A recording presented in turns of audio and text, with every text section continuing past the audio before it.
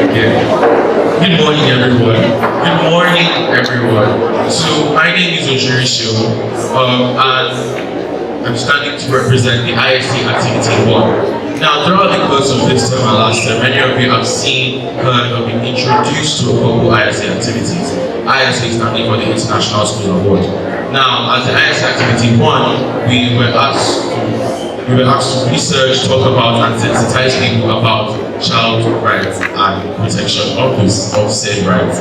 Today we have come to sensitize you on things that we have learned and the solutions to the problems of child rights and its protection today in country and internationally.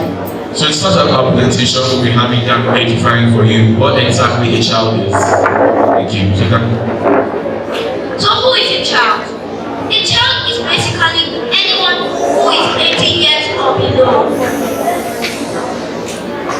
According to the UNCRC, standing for the United States Child Rights Convention, there are 5 basic fundamental rights of a child.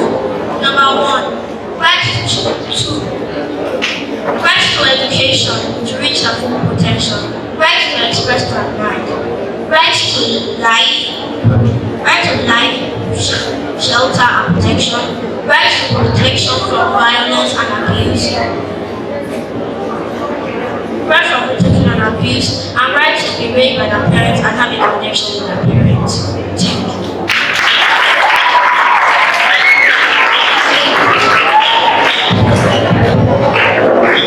So throughout the course of this activity, we visited NGOs, we had NGOs talk to us, we had NGOs talk to us and so on and so forth. Now, as a kind of study, we took into consideration 4 different countries. And today I'll talk to you about Egypt and Chad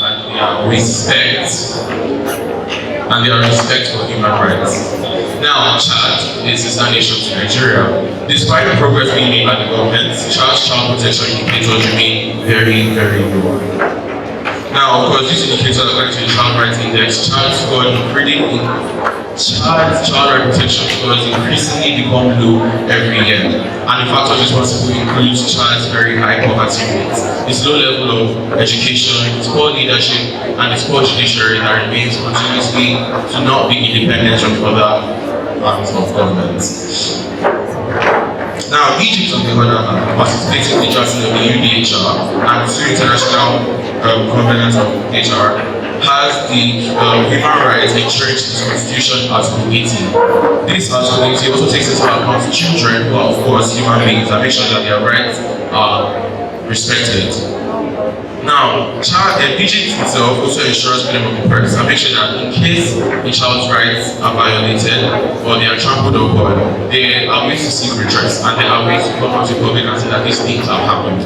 Because, like you see on this poster, the worst crime a child can commit is silence. So when you say silence, you're silent and then the press is allowed to be silent, you will be forced to be silent as well. So, another way Egypt ensures that its child rights are protected is the fact that it ensures the freedom of the press. Now, it also formed the National Council of Human Rights, of which children are a part of. Now, Egypt has a National Council of Human Rights, which is a council, a committee, it's a set of people that expertly set up to make sure that people's rights are not trampled. And these people, of course, include children. These people's rights, of course, include children like you and me. Like that had mentioned, the child is anyone under the age of 18, and just because you're under the age of 18 doesn't mean you're not a human. Okay, you are still a child, you are still somebody's child, therefore you are still a human. Now I'm handing over to Ruben to take over the other 2 countries that are being used as case studies.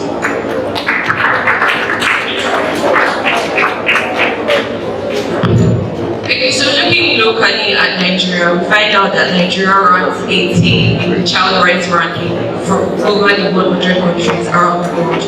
So some of the things that we have noticed that is wrong with Nigeria's child rights protection is the fact that some states have not conducted the Child Rights Act, which was established in 2003. I think about 18 states out of 36 states in Nigeria have not adopted that act, which means they are still practicing some things like child marriage and other human rights abuses. So some of the ways Nigerians can ensure better compliance with human rights is complying with international laws. Like previously mentioned, there's the United Nations Charter for Human Rights. if Nigeria will be able to comply with some of the laws mentioned in that charter, we can begin to move higher in rankings. Also, we desire accountable leadership from our leaders in order for them to be able to take account. In order for them to be able to take account and to stand up for the children whose rights are being abused. Then, as a nation, especially in northern parts of Nigeria, there are so many parts of the country that are not sensitized to these rights. They don't know what is different from right and wrong. So the Nigerian government has a responsibility to sensitize these citizens so that they know how to properly protect their children. Now, during the course of this project, we visited by one charity and we went to visit one. We were visited by the Taiwo Akinlami Academy, who taught us that everyone is right from the perspective they come from, and we are meant to look at it properly from their angle and find ways to educate them.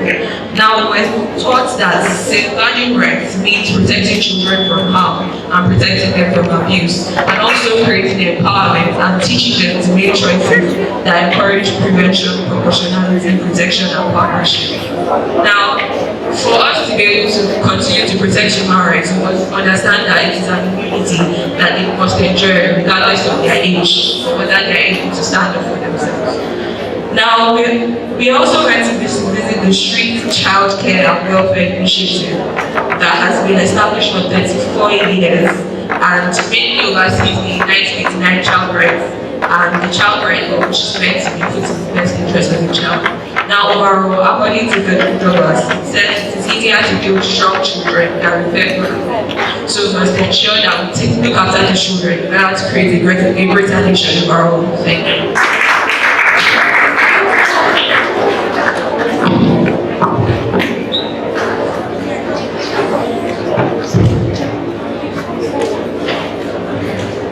Okay, so throughout the entire course of this study and this activity, we have discovered that people's ignorance of these rights often lead to the problems that we see today. So, for posterity's sake, I would like to have him distinguish the 5 rights that every child is entitled to gain. Right number 1, right to protection. Number 2, right to protection from violence and abuse. Number 3, right to education. Number 4, right to express one's mind. And number 5, right to be raised by the family and have relationship with their parents. Thank you. So if anyone has any question, you take any question from Anyone, if you have a question, just raise your hand. raise your hand if you have a question. 1, please. If you have a question, just raise your hand. Come to you. Just need one question.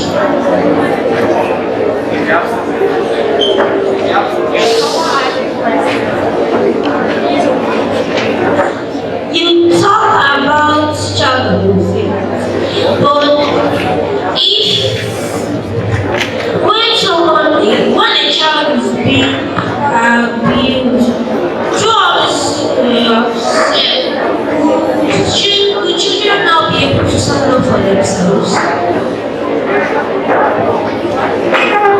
So your question, if I understand it, is are there ways for children who have been abused to stand up for themselves? Okay, yes, now there are multiple ways actually. Like I said, number 1, the insurance of a free press inside the country is very important.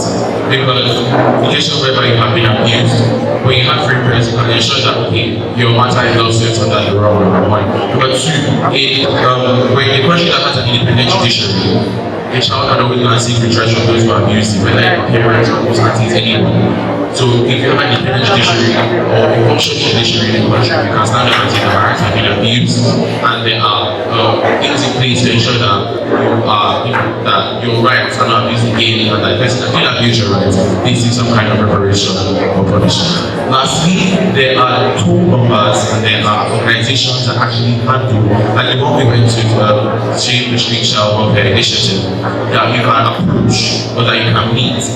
That I need them that I feel like my rights have been trampled upon. I feel like my rights are not being respected in this place, and then you can meet them, go to them, and then they will take you step by step on how to seek redress for the person that abused you and how to hear from that environment that abused you. Also, all children have rights to speak up for themselves, especially in Lagos. In one of the initiatives we went to, we were told that Lagos has the most compliance. So if that particular child that is suffering abuse is found in Lagos, you can contact the Lagos State government for redress. Thank you.